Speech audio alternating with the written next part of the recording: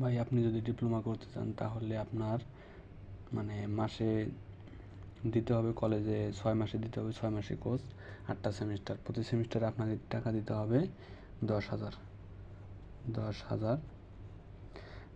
টাকা দিতে হবে প্রতি সেমিস্টারে। আপনি ওখান থেকে টাকা উপবৃত্তি পাইতেছেন হলো 6,000 মাইনাস না 5,000 টাকা আপনি উপবৃত্তি পাচ্ছেন। এখন ওখান থেকে 5 বাদ দিলে 4,000 টাকা দিয়ে আপনার সেমিস্টার ফি হয়ে যায়। এখন আপনার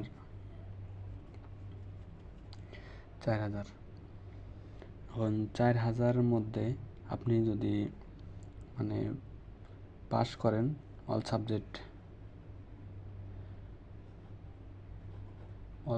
পাস করতে হবে আপনাকে, তারপর আপনি এই 4,000 টাকাতে পড়তে হবেন। সুবিধা হলো এখানে আপনার কোনো মানে 4,000 বাবদ কোনো খরচ হবে না।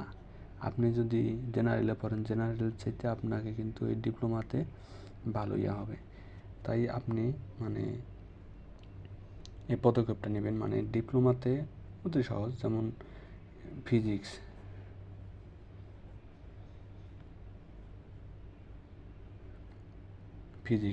একটা, physics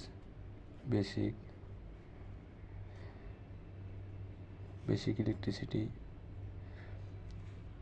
math, English, Bangla, drawing আর হলো ম্যাটেরিয়ালস।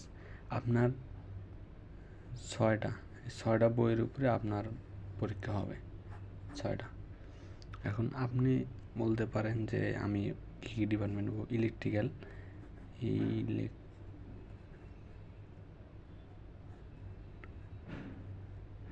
ইলেকট্রিক্যাল, মেকানিক্যাল, তারপর সিভিল, কম্পিউটার, এগুলো অনেক আছে।